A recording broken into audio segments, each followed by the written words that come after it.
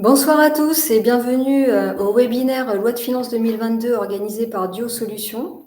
Donc, je me présente, Hélène Braillard, expert comptable et associée sur le site de Châtellerault. Donc, mon associée Anne David a fait un webinaire hier soir sur la loi de finances 2022 avec des mesures qui étaient destinées aux particuliers. Donc, l'objectif de ce soir, c'est de parler des mesures qui concernent les entreprises.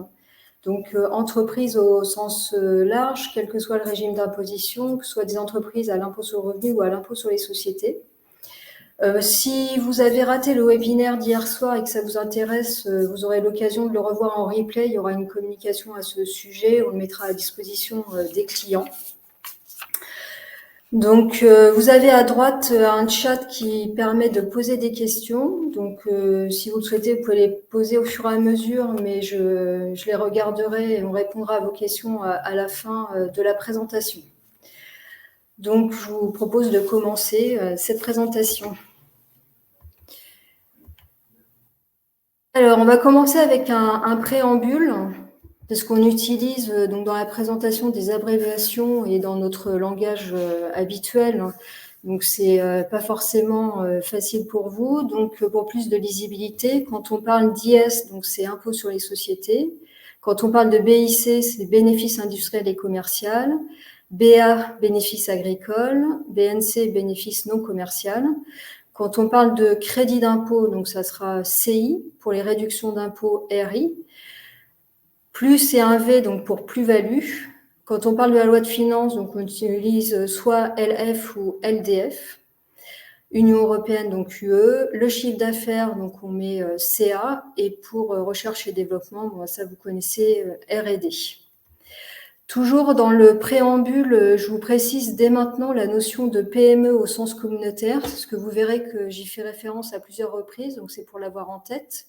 Donc la PME au niveau communautaire est assez large, puisqu'il faut avoir un chiffre d'affaires inférieur à 50 millions d'euros ou un total de bilan inférieur à 43 millions d'euros, et un effectif inférieur à 250 salariés.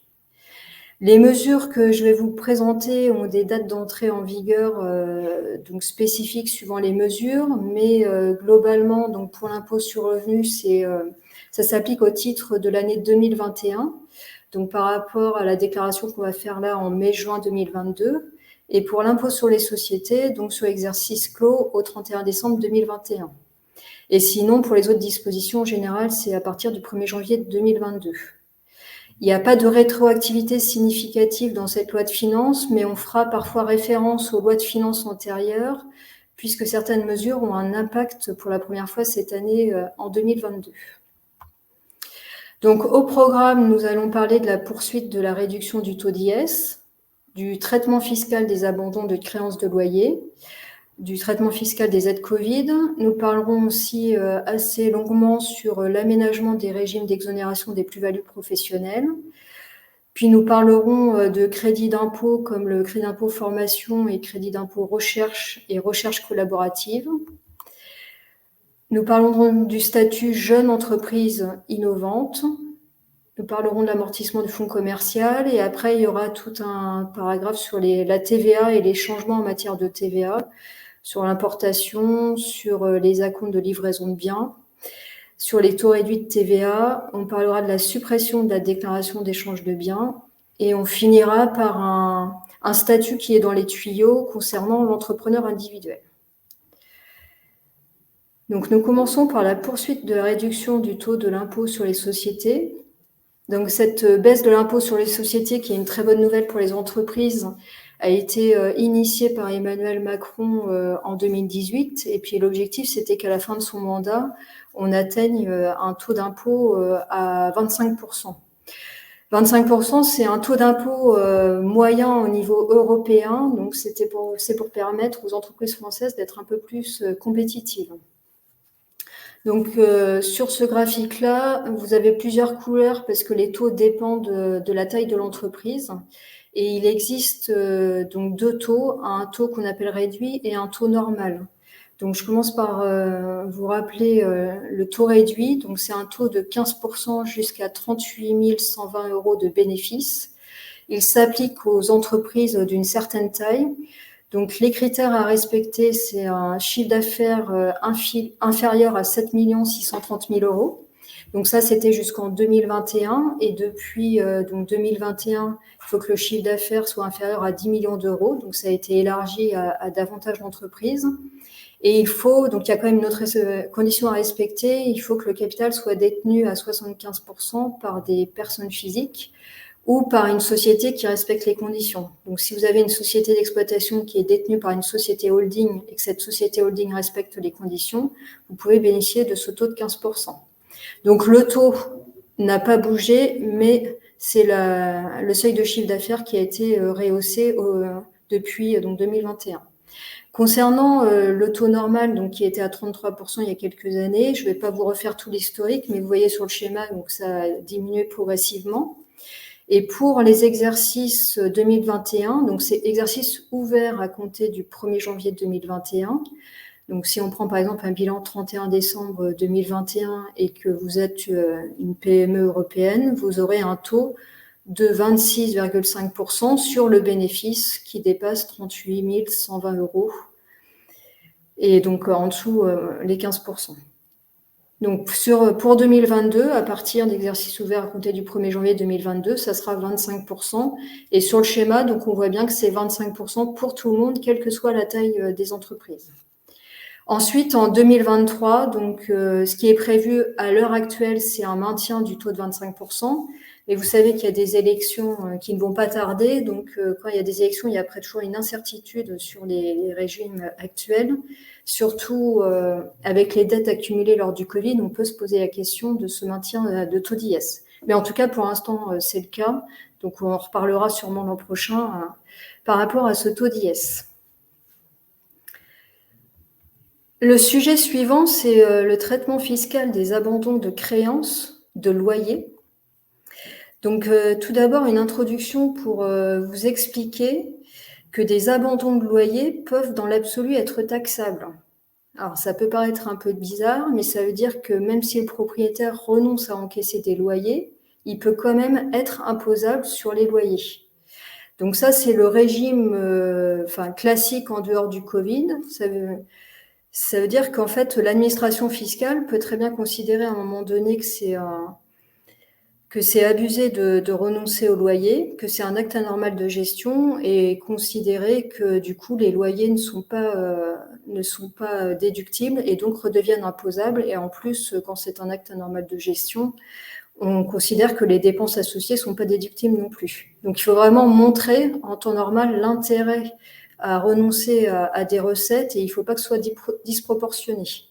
Donc là, on va voir que dans le cadre du contexte sanitaire, il y a des mesures, des exceptions qui ont été autorisées. Et juste pour vous dire on ne va pas reparler du crédit d'impôt qui avait été créé par rapport à ces loyers abandonnés, puisque ça concernait que le mois de novembre 2020, quand il y avait eu une fermeture en novembre. Donc, ces loyers qui sont abandonnés par les propriétaires au profit des locataires dans certaines dates, qui sont faites entre le 15 avril et le 31 décembre 2020, puis après, ça a été reconduit donc entre le 15 avril et le 30 juin 2021. Ça, c'est le rappel de ce qui était avant la loi de finances. Donc, quand ces loyers étaient abandonnés dans ces périodes-là, donc les bailleurs, quel que soit le régime d'imposition, donc que ce soit en revenu foncier, BIC, à l'IR ou à l'IS ou BNC, il n'y avait pas d'imposition de ces loyers sans justification particulière et un maintien de la déductibilité des charges. La seule chose, c'est qu'il faut que l'entreprise locataire n'ait pas de lien de dépendance avec le bailleur. Donc là, ce qui a été précisé avec la loi de finances, c'est qu'on proroge ce dispositif exceptionnel jusqu'au 31 décembre 2021 et toujours pour tout le monde, quel que soit le régime, BIC, BNC, revenu foncier. Par contre, ce qu'on vous conseille, c'est quand même de formaliser l'abandon par un avoir. C'est-à-dire que sur l'avoir, vous indiquez abandon de loyer en précisant bien les mois concernés et en précisant que c'est lié au contexte Covid. Donc, ça permet de ne pas avoir d'ambiguïté sur l'abandon. Donc comme ça, c'est clair entre le propriétaire et le locataire. Et puis même pour nous en comptabilité, ça permet de savoir que c'est pas des loyers qui éventuellement restent dus et seront demandés plus tard. Ça permet d'avoir plus de lisibilité. Donc dispositif prorogé jusqu'au 31 décembre 2021 avec des abandons sans justification, on va dire, particulière.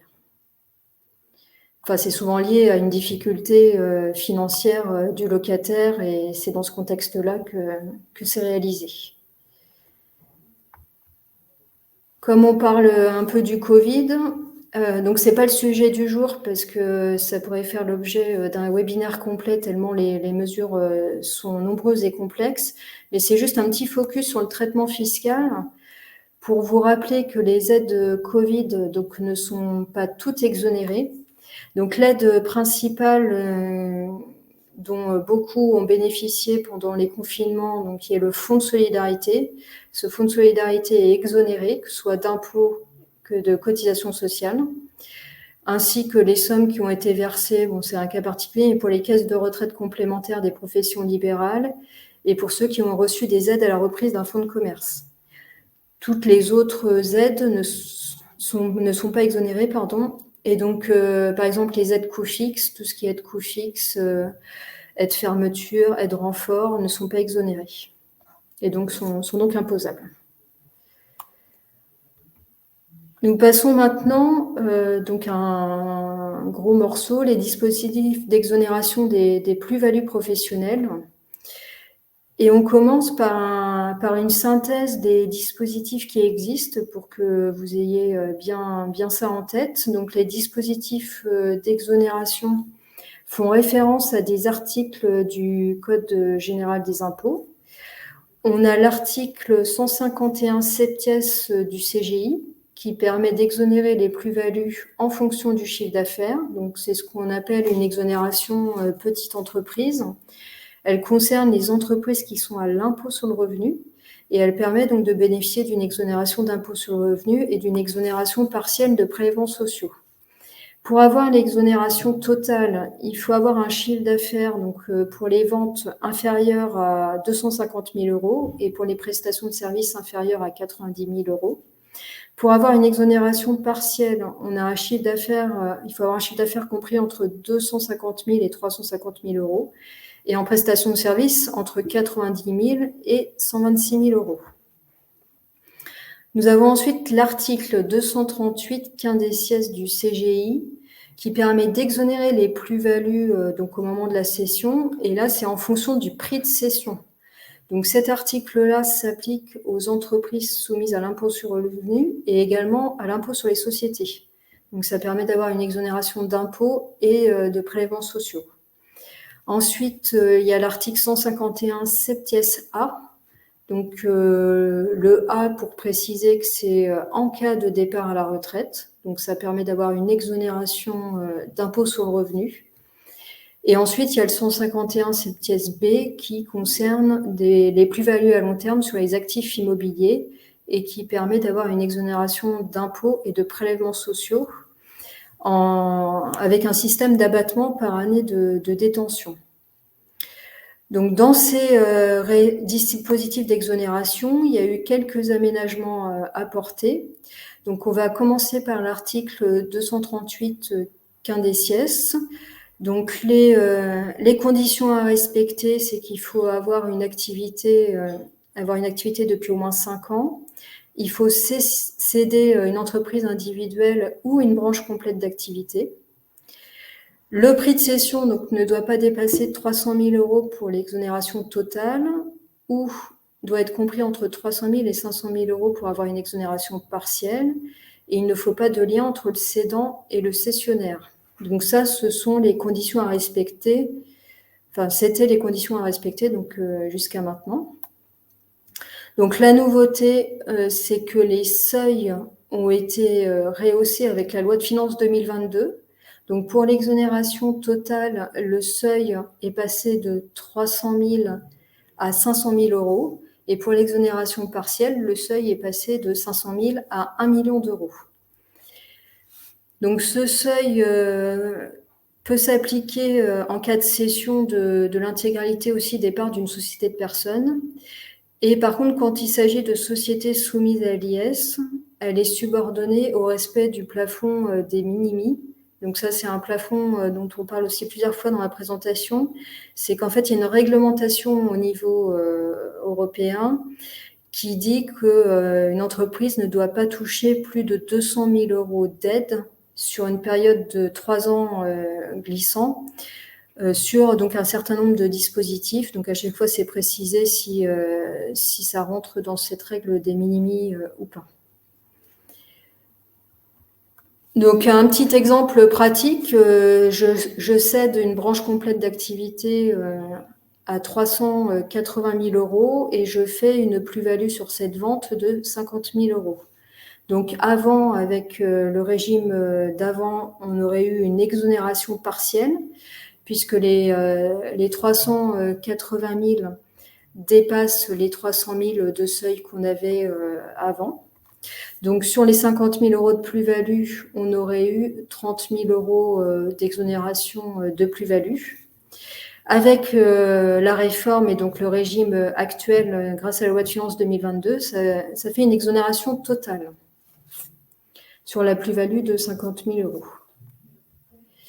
Alors, petite nuance toutefois, donc ces seuils ont été rehaussés, mais il y a une modification dans les textes de la définition des éléments qui sont transmis, donc les éléments qui sont compris dans la valeur du fonds transmis, et c'est cette valeur-là qui est ensuite comparée au seuil de 500 000 ou 1 million d'euros.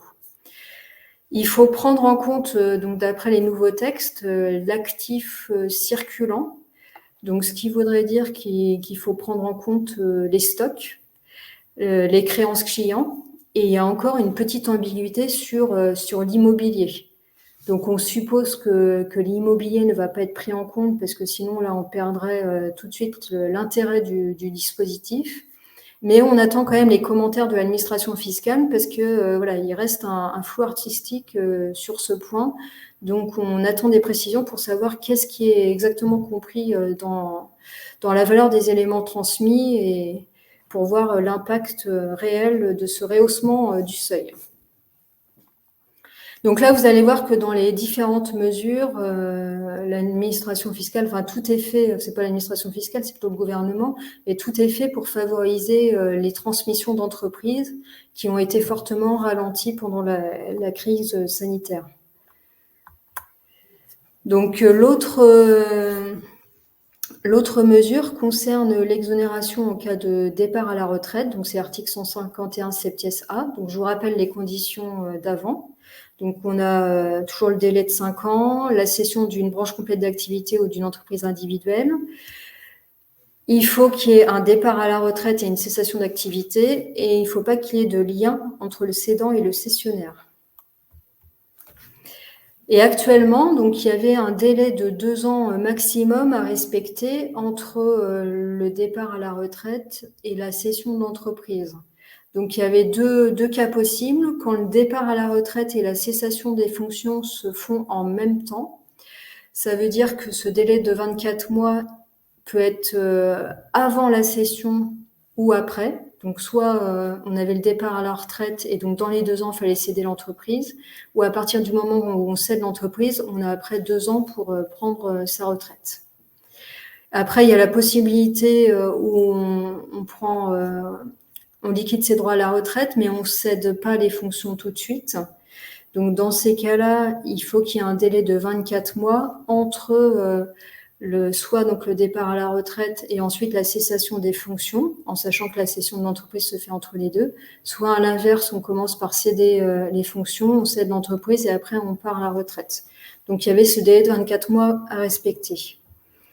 La nouveauté de la loi de finances 2022, c'est que ce délai de 24 mois a été prolongé à 36 mois en cas de départ à la retraite, pour tenir compte de la difficulté à céder une entreprise pendant le Covid.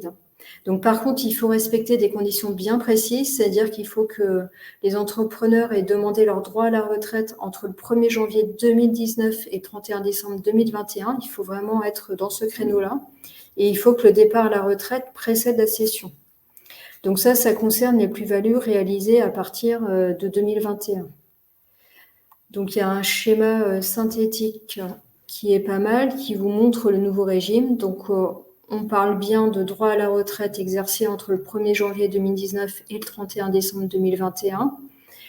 Et en fait, ça concerne donc vraiment les dirigeants qui avaient demandé leur droit à la retraite, qui se sont retrouvés un petit peu coincés parce qu'avec le contexte sanitaire, ils n'ont pas réussi à vendre leur entreprise aussi vite que prévu. Donc on rajoute 12 mois, on laisse un délai maximum de 36 mois pour leur permettre de céder leur entreprise tout en bénéficiant de l'exonération, puisque voilà, le contexte est particulier. Concernant les fonds donnés en location-gérance, donc là, c'est des dispositifs d'exonération. Enfin, on ne peut pas appliquer tous les dispositifs. Celui en fonction du chiffre d'affaires ne peut pas s'appliquer. Par contre, on peut appliquer l'exonération en fonction de la valeur des éléments cédés et en cas de départ à la retraite et éventuellement sur les plus-values immobilières. Donc, il faut respecter les conditions qu'on a vues précédemment et en cas de location-gérance, il y a une condition spécifique à respecter, c'est qu'il faut que la cession, donc ça c'était donc les mesures avant la loi de finances, il faut que la cession soit réalisée au profit du locataire gérant. Et le délai de 5 ans doit être atteint à la date de mise en location du fonds. Donc ça, c'était un peu la particularité, c'est qu'il fallait absolument que la cession se fasse au profit du locataire gérant. Donc la nouveauté de la loi de finances, c'est qu'il y a eu un assouplissement, parce qu'il se trouve que c'est pareil, il y a des locataires gérants qui étaient parfois un peu en difficulté, donc qui n'avaient pas forcément envie de reprendre le fonds. Donc ça ouvre d'autres possibilités de permettre de vendre à toute autre personne autre que le locataire gérant. Donc le dispositif d'exonération maintenant est ouvert quel que soit l'acheteur. Donc ça, c'est une bonne nouvelle pour ceux qui ont des fonds en location-gérance. Donc ça s'applique aux plus-values réalisées dès 2021 pour les entreprises à l'IR et pour les exercices clos à compter du 31 décembre 2021 pour les entreprises à l'IS. Donc voilà, ça c'était les mesures donc, concernant les exonérations, les ajustements qui ont été faits. Donc vous voyez, c'est vraiment lié au contexte sanitaire dans un but de favoriser les transactions et voilà, pour permettre à ceux qui voulaient partir à la retraite de partir plus sereinement. Nous allons passer maintenant au crédit d'impôt et réduction d'impôt donc, qui concerne les entreprises, donc avec les nouveautés et les ajustements. Le premier crédit d'impôt dont nous allons parler, alors avant de vous exposer les crédits d'impôt, oui, on a un petit aparté sur la différence entre crédit d'impôt et réduction d'impôt. Donc quand on parle de réduction d'impôt, la réduction vient en diminution de l'impôt à payer, donc que ce soit impôt sur les sociétés ou impôt sur le revenu. Si l'impôt est à 0, il n'y a pas de remboursement. Ça permet de mettre l'impôt à 0, mais c'est tout. Donc s'il y a un excédent, on ne peut pas avoir le remboursement. Et du coup, l'impact de l'impôt, quand on a l'impôt sur le revenu, ne dépend pas de la tranche d'imposition. Quand on a un crédit d'impôt, donc ça permet de mettre l'impôt à 0, mais s'il y a un excédent, on peut demander en plus le remboursement. Et à l'impôt sur le revenu, donc l'impact ne joue pas non plus sur la tranche d'imposition du contribuable. Donc ça, c'est la différence réduction d'impôt, crédit d'impôt. Crédit d'impôt, on peut avoir le remboursement. Donc sur les crédits d'impôt, il y a un crédit d'impôt que vous utilisez quand même pas mal, qui est le crédit d'impôt formation dirigeant. Ce crédit d'impôt est ouvert à tous les dirigeants, donc à toutes les entreprises, quel que soit le régime, et aux dirigeants de société. Donc ça permet d'indemniser en fait le temps de formation. Quand vous êtes en formation, vous n'êtes pas en train de produire. Donc c'est un crédit d'impôt qui permet d'indemniser un peu Ce temps passé en formation, donc c'est limité à 40 heures de formation par année civile et le calcul se fait en fonction du taux horaire du SMIC, donc qui évolue au fil du temps. En pratique, donc si on prend l'exemple de 2021, sur la base du plafond de 40 heures, en admettant que vous avez fait 40 heures de formation sur l'année 2021, vous pouvez obtenir un crédit d'impôt de 419 euros. Donc ce crédit d'impôt, quand on est à l'impôt sur le revenu, n'a pas d'impact dans le bilan et on demande le remboursement après en faisant la déclaration de revenus. Quand on est à l'impôt sur les sociétés, donc on le comptabilise et puis on impute sur l'impôt sur les sociétés immédiatement. Donc la bonne nouvelle sur ce crédit d'impôt, c'est qu'il est reconduit et en plus il est doublé pour 2022. Donc en fait, alors le plafond de 40 heures de formation ne bouge pas, mais donc l'administration fiscale double la valeur du taux horaire. Donc c'est toujours par rapport au SMIC, donc multiplié par 2. Donc la date d'entrée en vigueur, c'est le 1er janvier 2022 et en l'état actuel des textes, pour l'instant, c'est une mesure qui concernera que 2022. Donc est-ce que c'est fait pour relancer aussi les formations qui, c'est encore une fois compte tenu du contexte, ont été un peu moins, il y a eu un peu moins de formations quand même ces derniers temps, donc ça permet de relancer un peu. Donc ce doublement, par contre, ne concerne que les micro-entreprises au sens européen. Donc ça veut dire moins de 10 salariés et un chiffre d'affaires au total de bilan inférieur à 2 millions d'euros. Donc ça laisse quand même un peu de marge. Par contre, il faut avoir moins de 10 salariés. Et ce crédit d'impôt, vous voyez, on retrouve encore cette règle des minimis, donc cette limitation des aides au niveau européen. Concernant les crédits d'impôt, autre nouveauté, c'est concernant le crédit d'impôt donc en faveur de la recherche, il y a eu des petits ajustements. Donc ce qu'on appelle nous le CIR, crédit d'impôt recherche.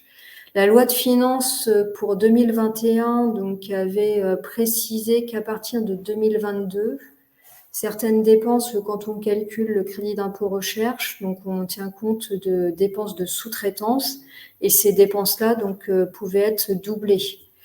Donc à partir de 2022, on ne pourra plus doubler ces dépenses de sous-traitance.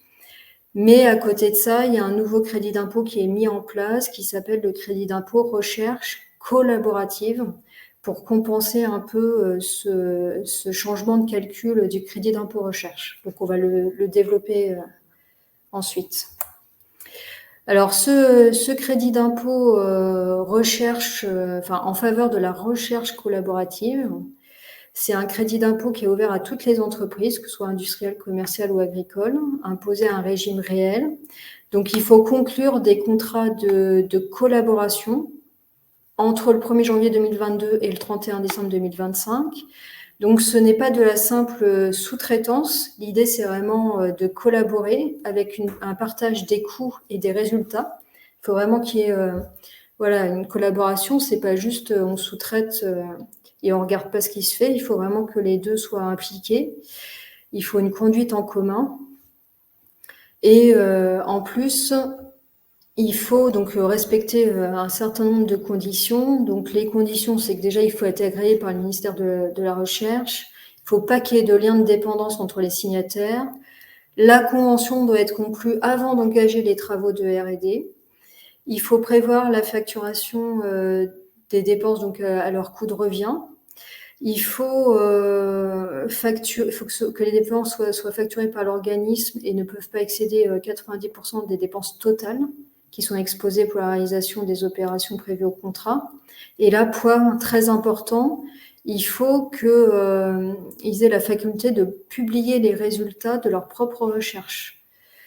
Donc attention, si vous souhaitez de la confidentialité, du coup, ce crédit d'impôt impose la publication des recherches. Ça fait partie des conditions à respecter. Donc le crédit d'impôt se calcule donc sur la base des dépenses facturées par les organismes de recherche avec qui on travaille en collaboration. C'est 40% des dépenses dans la limite de 6 millions d'euros. Si les organismes de recherche ont reçu des aides publiques, par contre, on est obligé de déduire de la base du crédit d'impôt ces aides, pour pas qu'il y ait une prise en compte deux fois des mêmes dépenses sur deux aides différentes. Et pour les PME au sens communautaire, donc vous avez vu, les PME, c'est quand même assez large, on a un taux de crédit d'impôt à 50%. Donc ça, c'est avec la loi de finances de cette année. Donc l'articulation avec le crédit d'impôt recherche classique, attention, il ne peut pas y avoir de doublon avec le crédit d'impôt recherche, c'est-à-dire qu'on ne peut pas prendre des dépenses des deux côtés. On ne peut pas utiliser les dépenses pour avoir les deux crédits d'impôt. Ce crédit d'impôt, donc comment on l'utilise? Donc comme beaucoup de crédits d'impôt, on l'impute donc sur l'IS de l'année, donc comme le CIR, et des 3 années suivantes. Si on n'a pas pu, parce qu'on n'avait pas suffisamment d'IS au cours des 3 années suivantes, au bout des 3 ans, on peut demander le remboursement. Et si on est une PME au sens communautaire, on peut demander le remboursement immédiat.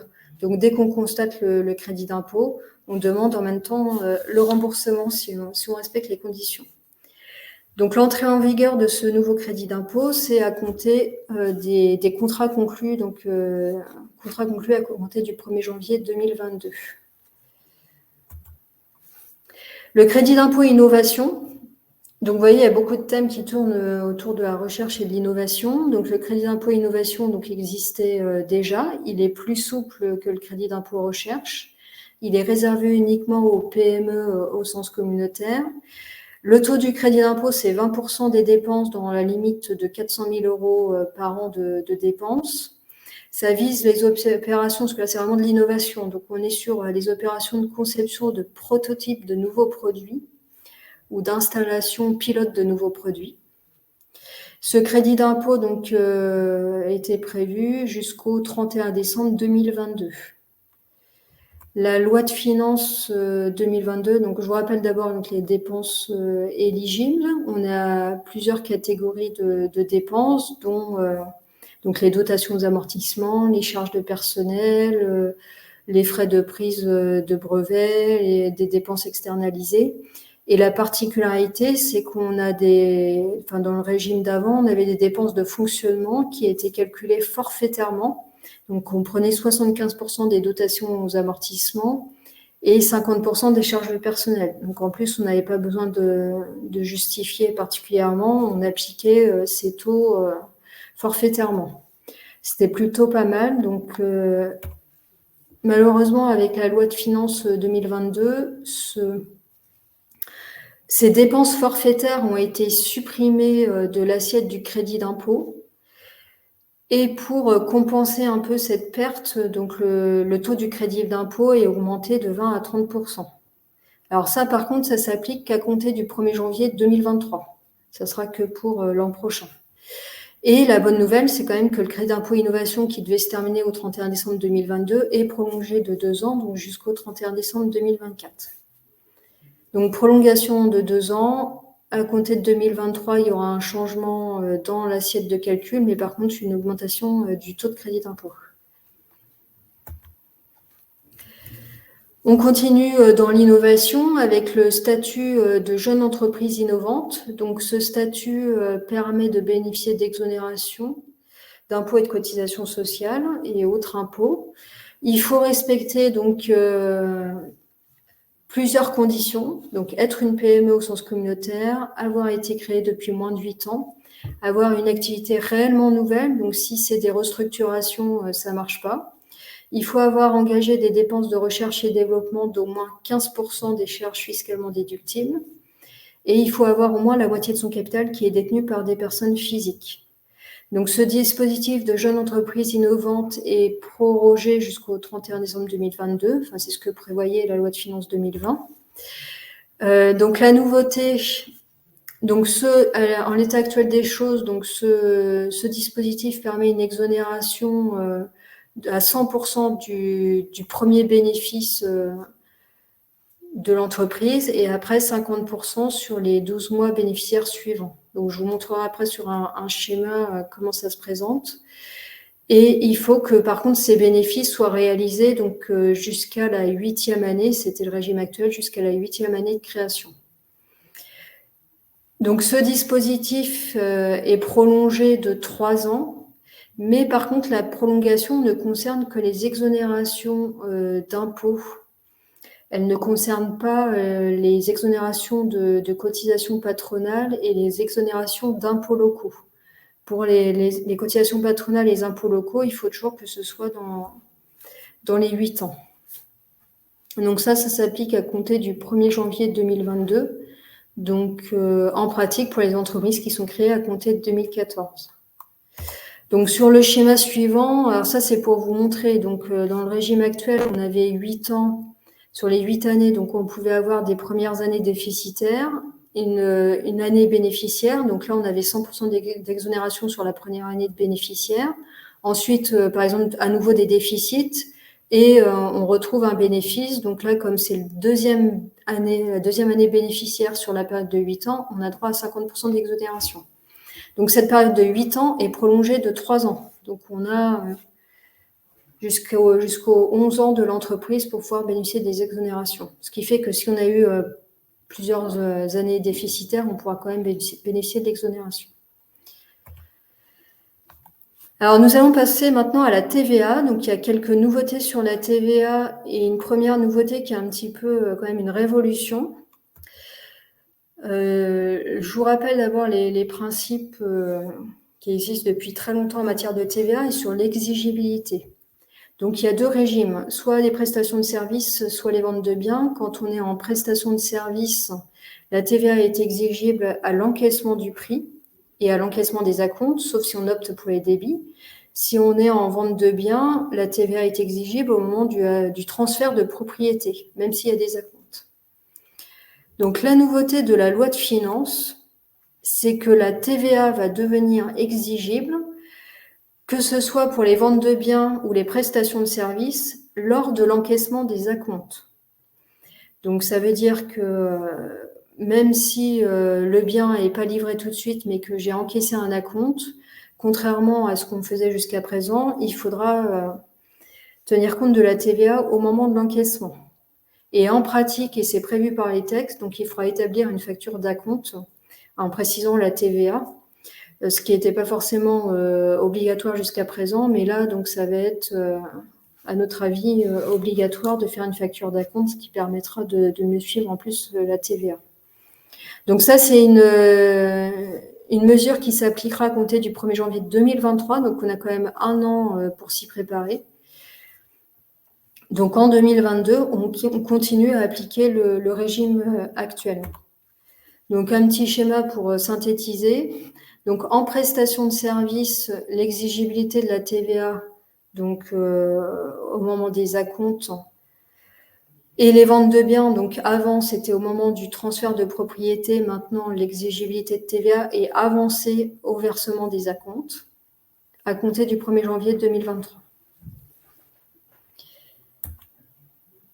Sur la TVA, il y a un changement aussi concernant la TVA sur l'importation. Donc l'importation, c'est les achats en dehors de l'Union européenne. Donc le principe, c'est qu'on acquittait la TVA qui était liée à l'importation auprès des douanes. Donc on payait la TVA auprès des douanes et on déduisait ensuite la TVA sur les déclarations de TVA quand on faisait les déclarations de TVA. Donc il y avait un décalage dans le temps entre le moment où on paye la TVA aux douanes et le moment où on fait la déclaration et le moment où on se fait rembourser. Donc ça, c'était le régime actuel avec une exception. Depuis quelques années, on peut opter pour un régime d'auto-liquidation qui permet de déclarer la TVA collectée et la TVA déductible sur la même déclaration et ce qui permet d'éviter le décalage de trésorerie. Donc l'auto-liquidation, c'est un système qu'on retrouve dans d'autres domaines, notamment dans le bâtiment. Donc la nouveauté, c'est que c'est plus maintenant les douanes qui sont compétentes pour récupérer et encaisser la TVA, c'est la DGFiP, donc c'est les impôts. Donc la perception de la TVA à l'importation depuis le 1er janvier 2022 est basculée des douanes aux impôts.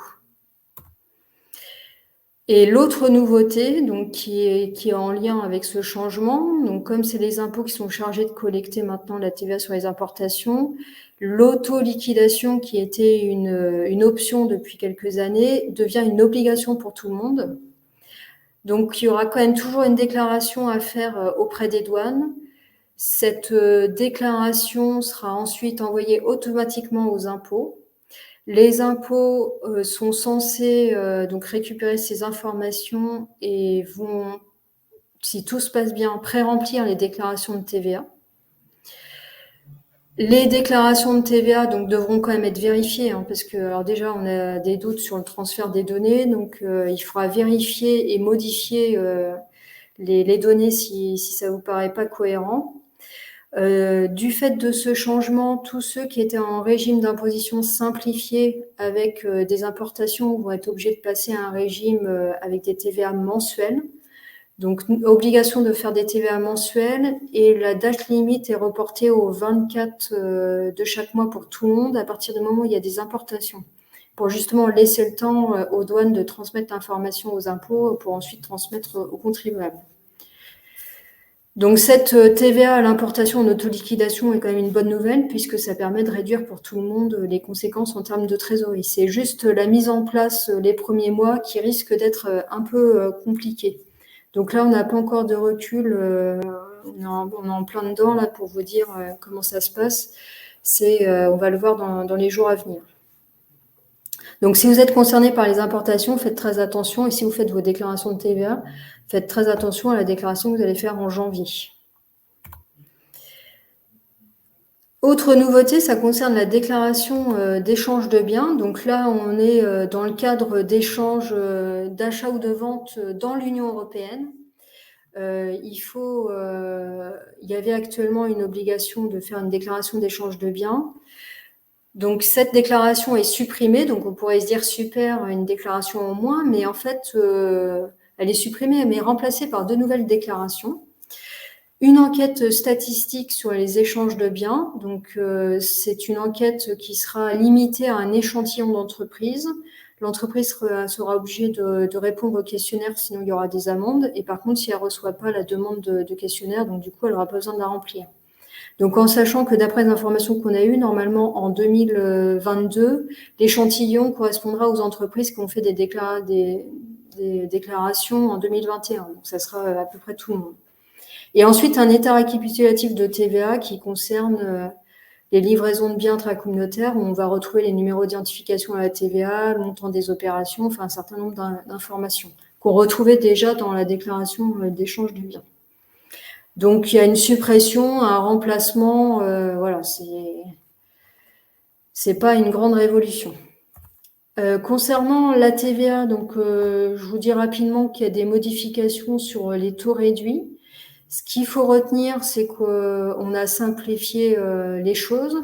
Tout ce qui concerne la TVA de produits destinés à la consommation humaine, on a un taux de 5,5. Pour les produits destinés à la consommation animale, on a un taux à 10%. Et pour la production agricole non destinée à l'alimentation animale, on a aussi un taux de 10%. Parce qu'en fait, il y avait des taux différents suivant la chaîne de production, suivant où on était. Donc là, ils ont simplifié en appliquant des taux, en appliquant une règle plus générale. Autre point concernant tout ce qui est lié, le matériel lié au Covid-19, donc il y a un taux réduit de 5% qui est prolongé. Donc ça concerne tout ce qui est masque, tenue de protection, tout ce qui est lié à la protection liée au Covid-19. Un petit focus rapide sur une mesure aussi qui concerne l'amortissement des fonds commerciaux. Donc, petite précision d'abord, la différence entre fonds de commerce et fonds commercial. Donc, le fonds de commerce, en fait, c'est un ensemble d'éléments. Ça comprend à la fois l'enseigne, les brevets, les licences, le mobilier, la clientèle, c'est un tout. Alors que le fonds commercial, c'est une petite partie du fonds de commerce et c'est les éléments incorporels du fonds de commerce. Donc, comptablement, le principe, c'est que si on sait que le fonds de commerce, fonds commercial va être utilisé de façon illimitée, on ne comptabilise pas d'amortissement comptable. Et si à un moment donné, on a des risques, on détecte des risques de perte de valeur, on constate une provision. Et par contre, si on sait que l'exploitation du fonds de commerce est limitée dans le temps, parce que par exemple, c'est adossé à un contrat, on sait que le contrat est par exemple sur 10 ans, on amortit le fonds commercial sur 10 ans. Alors, en sachant qu'il y avait une possibilité pour les petites entreprises européennes, possibilité donc d'amortir sur 10 ans fonds commercial sans avoir à justifier d'une dépréciation, sans trop de justification. Mais c'est une mesure en pratique qu'on n'utilise pas énormément parce qu'en fait, c'est pas déductible fiscalement. Donc l'amortissement, même si on le comptabilise dans les comptes, il va pas permettre d'économiser de l'impôt. En plus, ça détériore quand même toujours un peu les fonds propres. Donc en pratique, c'est une mesure qu'on n'utilise pas actuellement ou très peu. La nouveauté, c'est que exceptionnellement pour les fonds acquis entre le 1er janvier 2022 et le 31 décembre 2025, si on constate un amortissement du fonds commercial, on pourra le déduire fiscalement. Donc là, ça devient tout de suite plus intéressant puisqu'on va pouvoir économiser de l'impôt grâce à l'amortissement du fonds. Donc là encore, c'est une mesure qui a pour but de favoriser les ventes de fonds de commerce. Donc là, pour relancer la vente des fonds, ils font une mesure qui est intéressante fiscalement. Mais alors attention, ça concerne que les fonds commerciaux. Donc les fonds artisanaux et libéraux ne sont pas concernés. Pour finir, je vous présente une mesure qui est dans les tuyaux, c'est-à-dire que la loi de finances en parle, mais on n'a pas encore toutes les précisions et les décrets d'application, donc ça sera courant 2022. Donc à l'heure actuelle, donc il existe le régime de l'entreprise individuelle classique, qui est de plein droit à l'impôt sur le revenu et qui ne peut pas opter pour l'impôt sur les sociétés. Et il y a une confusion entre le patrimoine personnel de l'entrepreneur et le patrimoine professionnel. On a à côté de ça donc l'EIRL, entreprise individuelle à responsabilité limitée, qui est de plein droit à l'impôt sur le revenu, mais qui permet d'opter pour l'impôt sur les sociétés. Et dans ces cas-là, on est assimilé à une société. Et donc là, le projet, en fait, a prévu de faire un peu un mixte des deux, puisqu'on a deux régimes qui se ressemblent. Et donc, l'objectif, ça va être de permettre à l'entreprise individuelle d'opter pour l'impôt sur les sociétés. Donc, il y aura le choix, soit impôt sur le revenu, soit impôt sur les sociétés.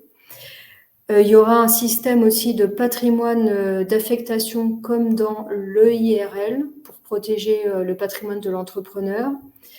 Et si on opte pour l'IS, donc on sera comme équivalent à une société, donc avec le même fonctionnement, notamment par rapport aux dividendes. Il y aura également un système pour être soumis ou non à l'URSSAF des indépendants.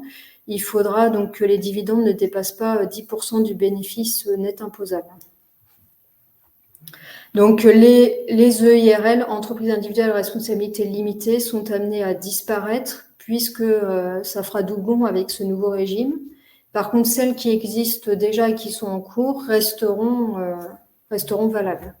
Mais a priori, on ne pourra plus créer de IRL, ce sera des entreprises individuelles nouvelle génération, on va dire. Donc, on arrive au bout de ce webinaire. Donc, j'ai à peu près respecté le timing. Je vais pouvoir regarder si on a des questions.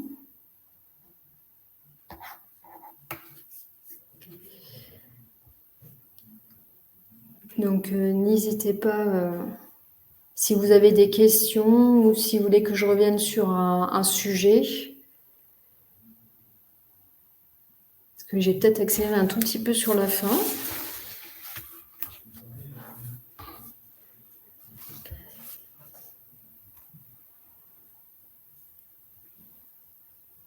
Il y a Benoît qui est en train de taper, donc j'attends de voir si...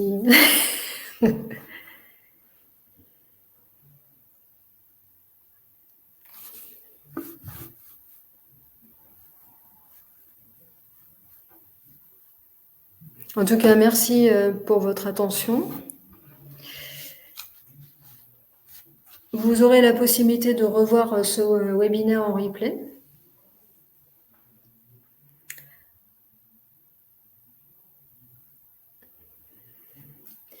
Donc, avec le projet de loi en faveur de l'activité professionnelle indépendante visant à protéger le patrimoine personnel des travailleurs indépendants, il semble qu'il y ait une évolution concernant la protection du patrimoine. Alors oui, ça fait partie des évolutions, effectivement. Après, on attend les textes pour avoir plus de précision sur ce sujet-là. Mais oui, l'objectif, c'est de protéger davantage l'entrepreneur individuel. On vous fera passer des informations quand on en saura plus sur le sujet via la lettre du haut notamment.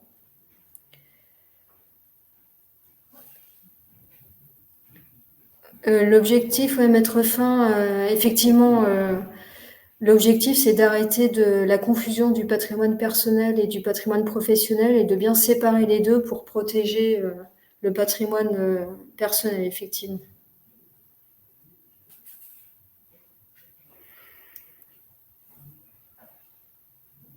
Tout ce qui est utile à l'exercice de la profession sera désormais insaisissable, oui. Pour la TVA à l'importation, oui, en fait, le principe, c'est que les données vont, donc si tout se passe bien, les données vont apparaître automatiquement sur les CA3. Donc en fait, il faudra quand même faire, au moment du passage en douane, il y a quand même des déclarations à faire avec le détail des marchandises, les montants, etc. Les informations donc, seront envoyées aux impôts. Les impôts vont collecter les données et pré-remplir en fonction des entreprises les données. Donc tout ça, c'est un moyen de contrôler encore davantage toutes les transactions. Mais par contre, si les montants ne sont pas cohérents, il faut les modifier.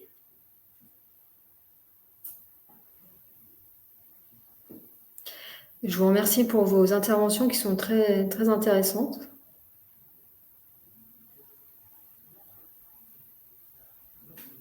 Et on a bien noté que ce sujet de la protection du patrimoine des entrepreneurs individuels, enfin des travailleurs indépendants en général, est un sujet qui vous intéresse.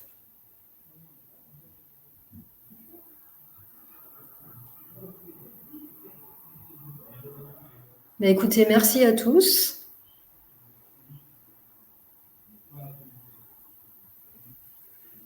Je vous souhaite une bonne soirée. Donc, s'il n'y a plus de questions, j'ai l'impression que c'est bon. Donc, bonne soirée à tous. Merci beaucoup pour votre attention et à bientôt.